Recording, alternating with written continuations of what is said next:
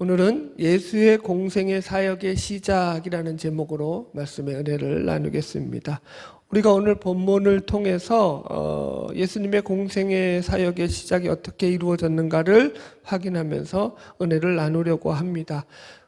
그래서 전체적인 내용을 보면 이 마태복음 4장 12절 이하는 크게 세 부분으로 나눌 수가 있어요. 먼저 12절부터 17절까지는 마태가 공생의 예수님의 사역의 시작으로서 비로소 천국의 복음이 전파하시는 그 내용을 구약의 이사야 선지자의 예언을 인용하여서 소개하고 있는 그런 내용이 나오고 있고요. 또 18절에서 22절까지는 예수님께서 베드로, 안드레, 야고보와 요한 이 네 명의 제자를 부르시는 그런 내용이 소개되어 있습니다. 그리고 이제 23절부터 마지막 절까지는 세 번째 내용으로 예수님의 갈릴리에서의 초기 사역들에 대한 내용들을 기록하고 있어요. 오늘 이거 다 할 수는 없고 첫 번째와 두 번째 내용을 중심적으로 오늘 말씀을 나누려고 합니다. 자, 본문 말씀 마태복음 4장 12절 읽으면서 말씀을 들어가 볼게요. 같이 읽읍시다. 마태복음 4장 12절 시작. 예수께서 요한이 잡히셨음을 들으시고 갈릴리로 물러가셨다가. 이제 예수님의 공생의 사역의 첫 시작을 어떻게 표현하고 있냐면 마태는 이 세례 요한이 옥에 잡혔다라는 것으로서 시작하고 있어요. 그죠? 이것도 참 재밌는 부분인데요. 여기서 중요한 게 뭐냐면은 광야에 외치는 자의 소리였던 이 세례 요한이 역사의 무대에서 사라져 감으로써 본격적으로 예수의 사역이 시작하였다를 지금 마태가 알려주고 있는 거예요. 이게 무슨 말이냐 하면은 성경에서 세례 요한은 구약에 속한 인물입니다. 그래서 예수님께서도 세례 요한을 평가하실 때 어떻게 평가하시냐면은 그는 어떤 선지자들보다도 더 나은 자였다 이렇게 평가를 하시죠. 자, 세례 요한의 평가가 마태복음 11장에 나오는데 한번 몇 장 안 되니까 앞으로 넘겨봅시다. 마태복음 11장 가서 우리 11장 9절 한번 읽어볼까요? 시작. 그러면 너희가 어찌하여 나갔더냐? 선지자를 보기 위함이었더냐? 옳다. 내가 너희에게 이르노니 선지자보다 더 나은 자니라. 그죠? 세례 요한을 선지자보다 더 나은 자였다라고 예수님께서 평가를 하십니다. 그럼에도 이 요한이 가진 한계를 예수님께서도 또 분명히 지적하고 계셔요. 자, 13절로 14절 읽읍시다. 시작. 모든 선지자와 율법이 예언한 것은 요한까지니 만일 너희가 즐겨 받을진대 오리라 한 엘리야가 곧 이 사람이니라 이렇게 말하고 있죠. 그래서 여기 13절에 모든 선지자와 율법이 예언한 것이 요한까지다라고 이렇게 말을 해요. 이게 무슨 말이냐면은 요한은 모든 선지자와 율법의 예언의 마지막 인물이라는 거예요. 마지막에 속한 자가 이 요한이라는 거예요. 요한 뒤로는 더 이상 율법이나 선지자가 나온다는 거야, 안 나온다는 거야? 안 나온다는 거예요. 이해하셨죠? 요한을 끝으로 이제 구약에서와 같은 선지자의 어떤 예언은 일어나지 않습니다. 왜냐하면은 예수 그리스도의 오심으로 말미암아서 그 선지자와 율법의 모든 예언이 최종적으로 완성되었기 때문입니다. 모든 구약의 내용들은 누구에게 초점이 맞춰져 있는 거야? 예수 그리스도. 그래서 그 구약의 모든 내용의 그 선지자와 율법의 그 핵심 목표였던 예수 그리스도가 이 땅 가운데 오심으로 말미암아 더 이상 이제 선지자와 예언이 필요해요, 안 필요해요? 목적이 이루어졌는데 또 목적을 이룰 다른 목적이 생겨나면 돼요, 안 돼요? 안 되죠, 지금. 그런 얘기예요. 그래서 우리가 흔히 예수님 이전의 시대를 율법의 시대라고 하고 예수님 이후의 시대를 은혜의 시대라고 말을 해요. 그래서 성경도 예수님을 중심으로 해서 구약과 신약 이렇게 나눕니다. 자, 여기 보세요. 이 세례 요한에 대해서 11절에 보면 예수님이 이렇게 얘기하셔요. 같이 읽읍시다. 시작. 내가 진실로 너희에게 말하노니 여자가 낳은 자 중에 세례 요한보다 큰 이가 일어남이 없도다. 그러나 천국에서는 극히 작은 자라도 그보다 크니라. 보세요. 세례 요한은 여자가 낳은 자 중에서는 가장 어떻게 보면 사람으로 치면 최고의 그런 인물이었다라고 평가를 했어요, 예수님이. 그런데 천국에서도, 그죠? 천국에 가서 보면은 천국에서도 그가 큰 인물이어야 될 거 아니에요. 그런데 천국에서는 천국에 있는 어떤 작은 자보다도 그가 작은 자였다. 라고 말하고 있다라는 거예요, 여러분. 이게 왜 그렇게 평가하냐면 그는 어쨌든 예수 그리스도의 십자가의 은혜를 경험하지 못한 사람이기 때문인 거예요. 그렇기 때문에 그를 가리켜서 천국에서는 지극히 작은 자라고 하는 것입니다. 그래서 세례 요한은 율법의 시대를 대표하는 마지막 선지자요 인물로서 어쨌든 옛 질서에 속한 자입니다. 그래서 예수 그리스도의 사역은 이렇게 옛 질서에 속한 마지막 인물이 떠나감과 동시에 새 질서를 우리에게 허락해 주신다는 차원에서 시작되고 있다라고 이해하시면 됩니다.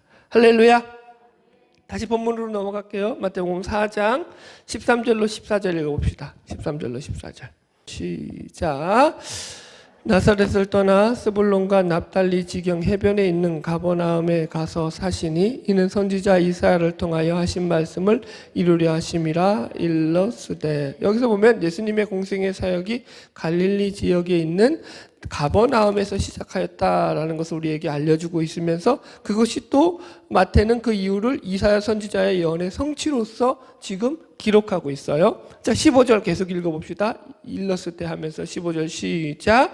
스불론 땅과 납달리 땅과 요단강 저편 해변길에 있는 이방 갈릴리여. 16절로 시작. 흑암에 앉은 백성이 큰 빛을 보았고 사망의 땅과 그늘에 앉은 자들에게 빛이 빛이었도다 하였느니라. 이렇게 나와요. 그러니까 지금 마태가 지금 이 스불론과 납달리를 이 땅을 인용하면서 예수님의 사역의 시작지로 왜 여기가 정해졌는지를 지금 구약의 이사야서를 예언의 말씀을 인용하고 있는데 이 인용한 말씀은 이사야서 9장이에요. 안 찾아보면 안 되겠죠. 찾아봐야겠죠. 이사야서 9장 가보겠습니다. 이사야서 9장 1절로 2절 찾으셨죠? 아멘. 같이 읽게요. 시작. 전에 고통받는 자들에게는 흑암이 없으리로다. 옛적에는 여호와께서 스불론 땅과 납달리 땅이 멸시를 당하게 하셨더니 후에는 해변길과 요단 저쪽 이방의 갈릴리를 영화롭게 하셨느니라.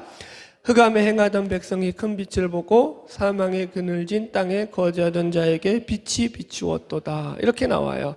여러분 성경에도 나와 있을 텐데 아마 이사야서 9장의 제목의 시작이 평강의 왕이라고 붙어 있을 거예요. 그죠? 이게 무슨 말이냐면 이사야 9장의 내용은 이제 평강의 왕으로 오실 메시아 예언에 해당하는 말씀이에요. 그래서 메시아가 이 땅 가운데 평강의 왕으로 오시는데 평강의 왕으로 오실 그 메시아가 거할 장소가 어디였냐면은 이 흑암과 사망의 땅이었던 스불론과 납달리 땅에 거할 것이다. 그래서 그 땅에 어둠에서 생명의 빛이 비칠 것이다. 이렇게 설명을 하고 있다고요, 여러분들.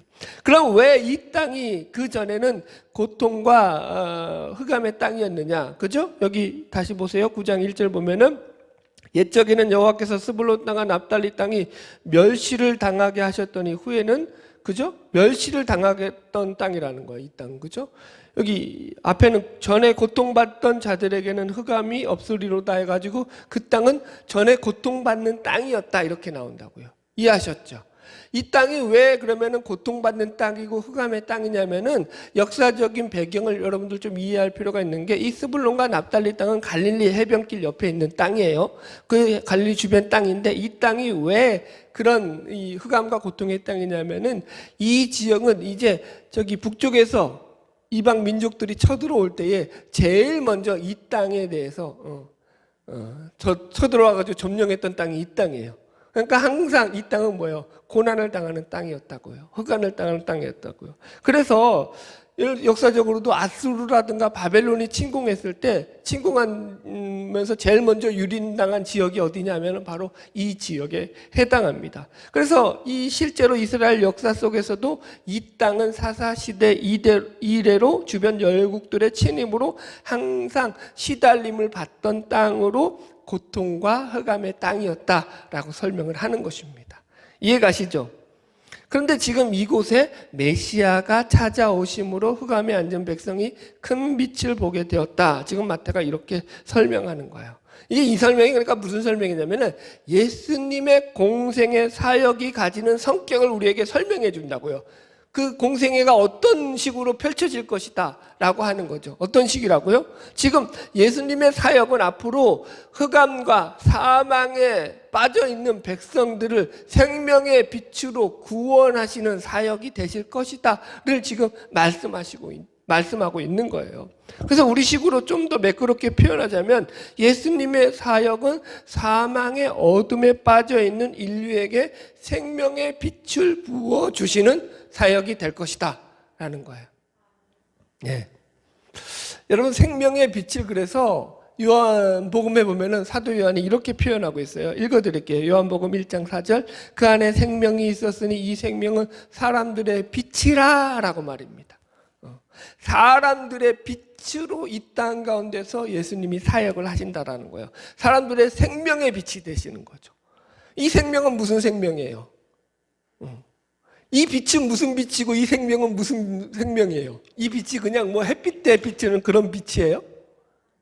예? 그 빛 얘기하는 거야? 라이트 얘기하는 거야? 이거 불빛 비치는 얘기하는 거야? 아니라고요. 그런 빛 아니라고요. 생명은 뭐예요? 그냥 우리가 일평생 살아가는 그런 육신이 몸을 죽기 전에까지 살아가는 그 생명 얘기하는 거예요? 이런 얘기 전혀 아니라고요. 여러분. 생명이 뭐냐면 이게 이제 원어로 보면은 이게 영원한 생명이에요. 영원히 살 수 있는 생명.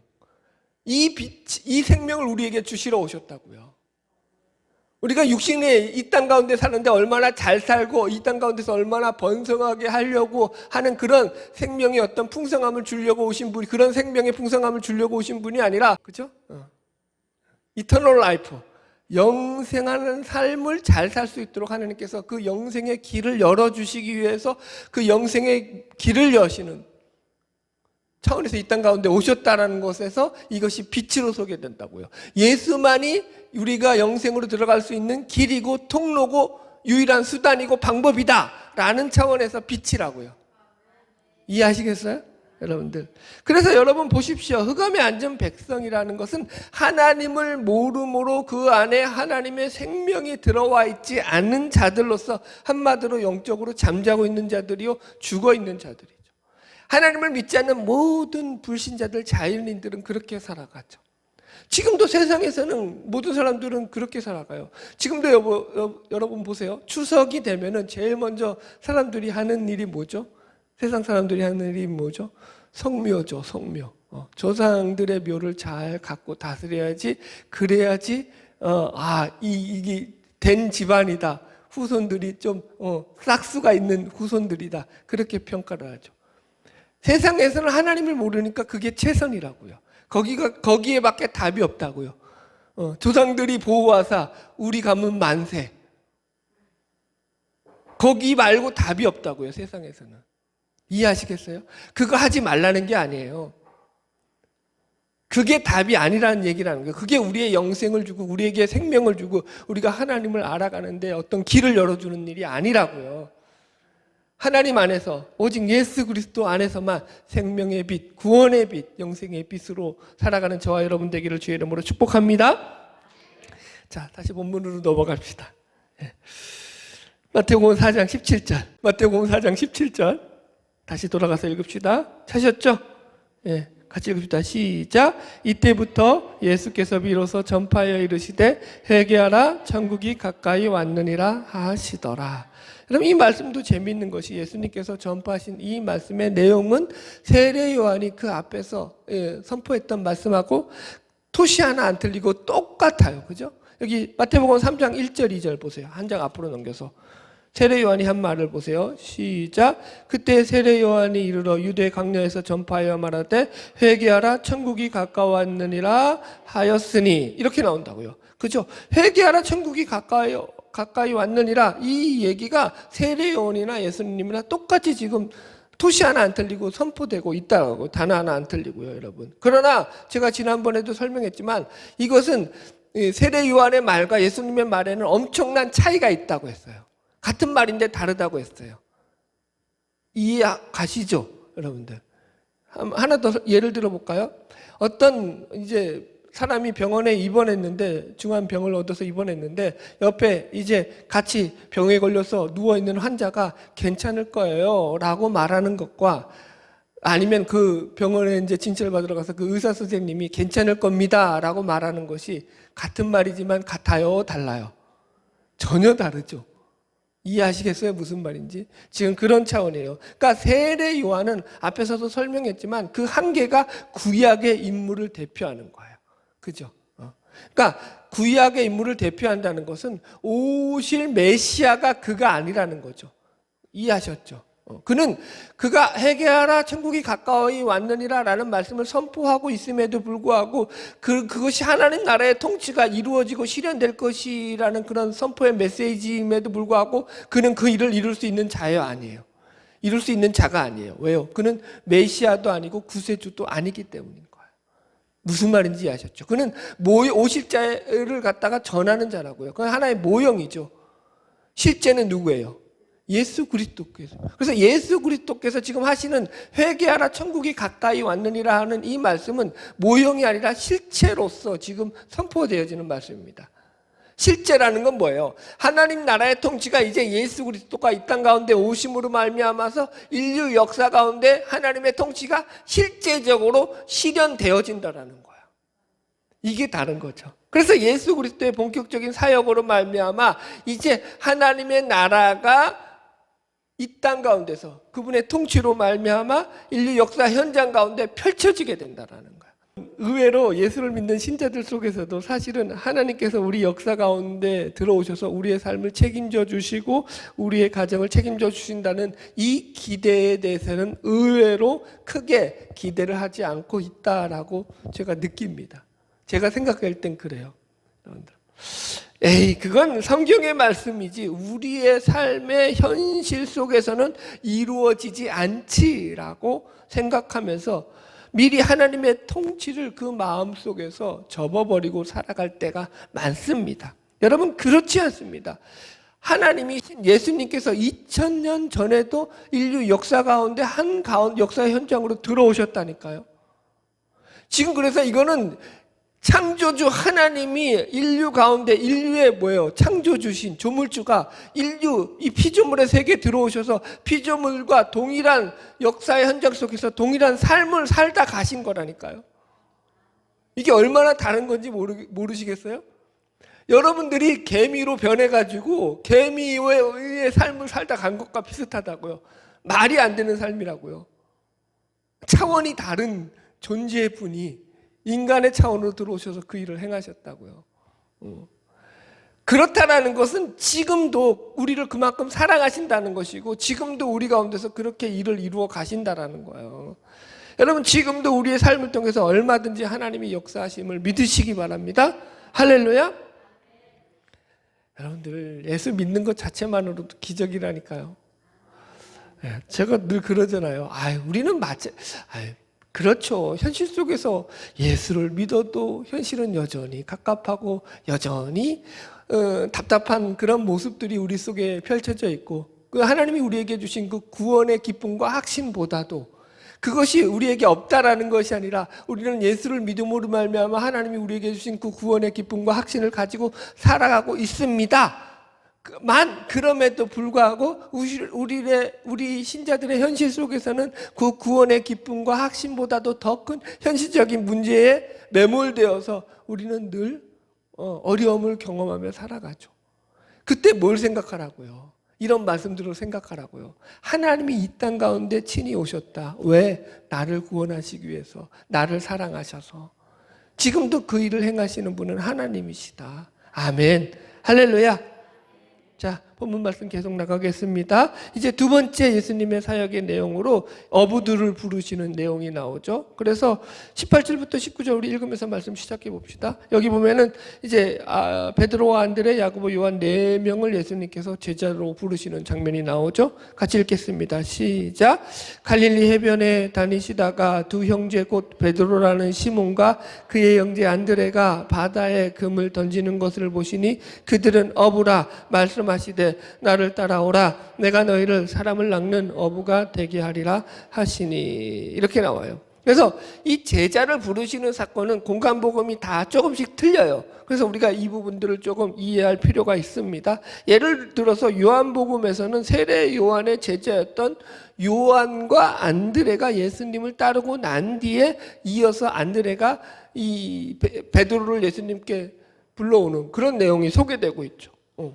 또 누가복음에는 고기 잡는 내용이 소개되어 있고. 그래서 이게 본문이 조금씩 다 틀려요. 그래서 우리가 이 복음서 간의 차이가 왜 생겼느냐를 좀 생각해 볼 필요가 있습니다. 일단 주석들을 보면은 요한복음은 예수님의 제자들을 정식적으로 부르시기 전에 예수님이 개인적으로 만나서 이루어진 그런 일들이다라고 그렇게 해석하고 있습니다. 그리고 마태복음이 최종적으로 예수님이 제자들을 부르신 이 최종적인 제자를 부르시는 모습이다라고 그렇게 보통 보고 있습니다.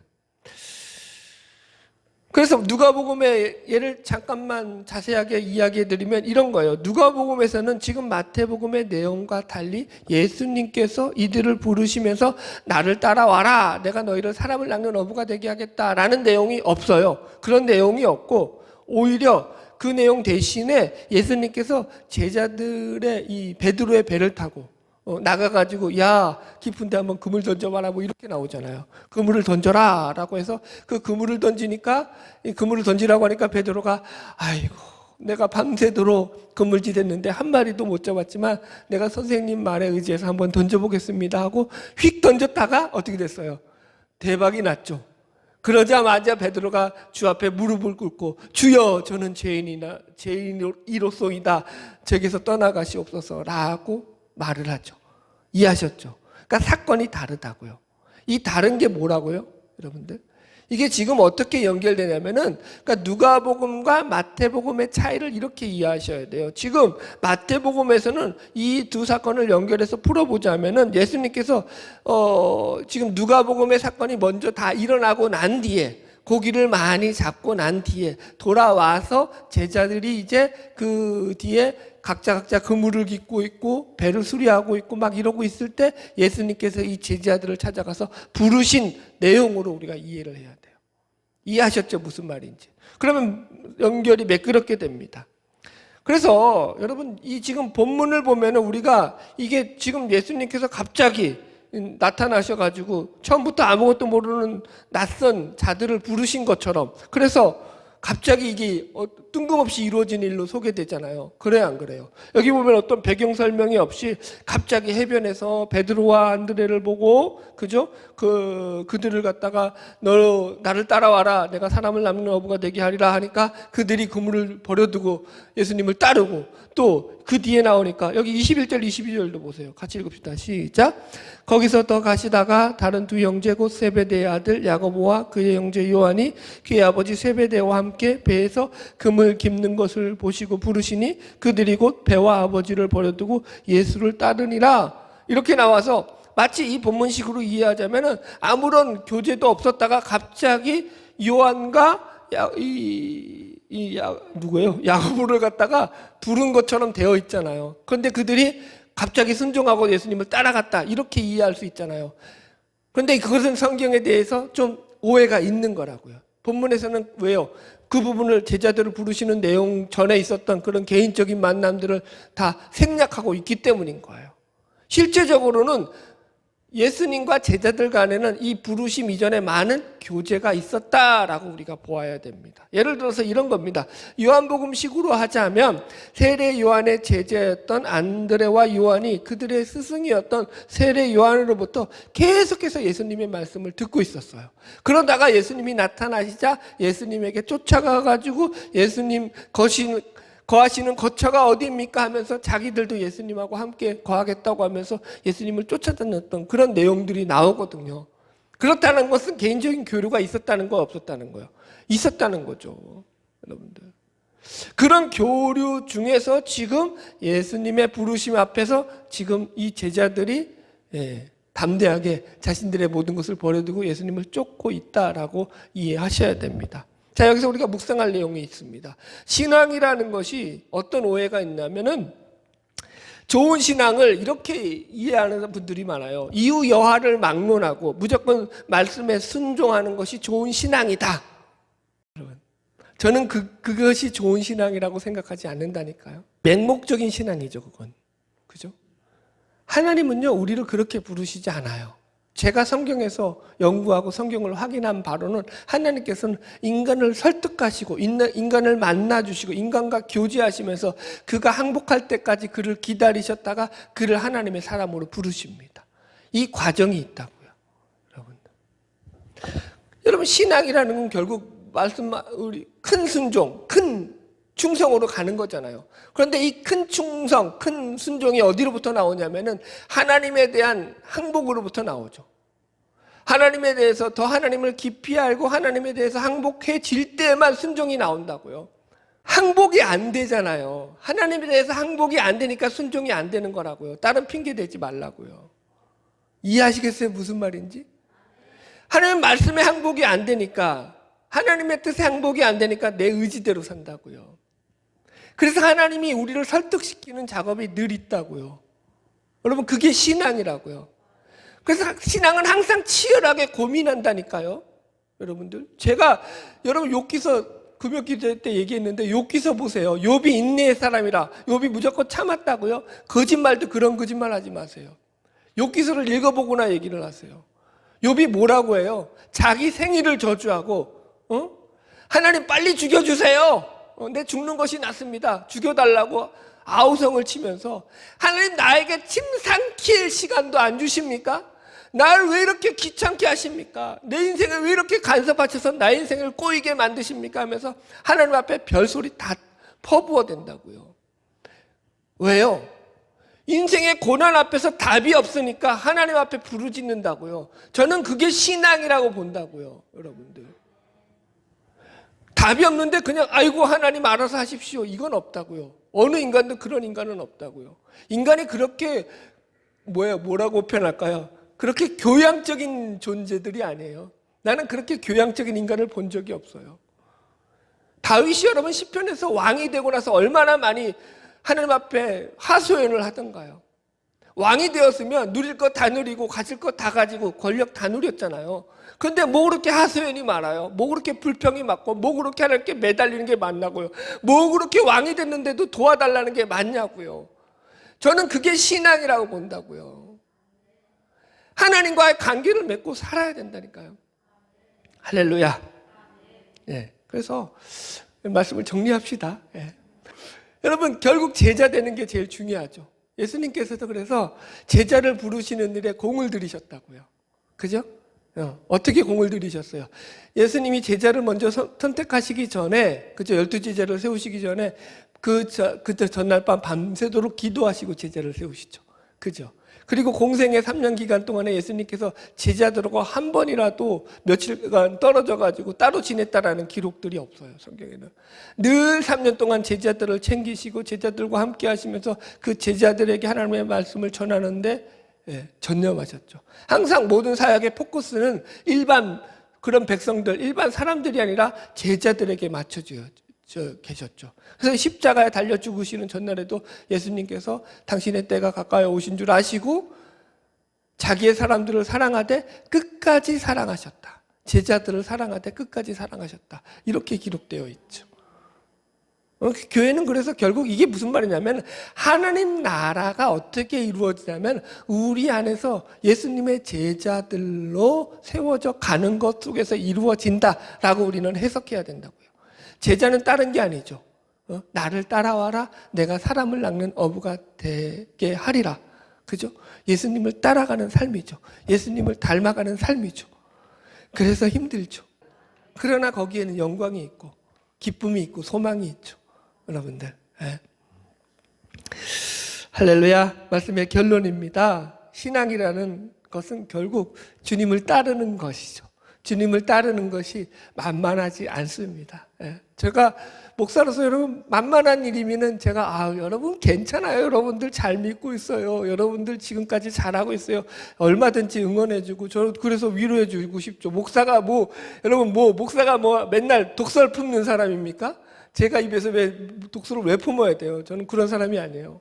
여러분들에게 하나님의 말씀과 복을 선포하는 사람입니다. 그럼에도 불구하고 하나님의 마음을 알려드려야 될 사람이기 때문에 이런 이야기를 하는 것입니다.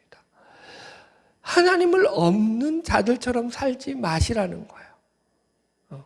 세상 사람들처럼 살지 마시라는 거예요.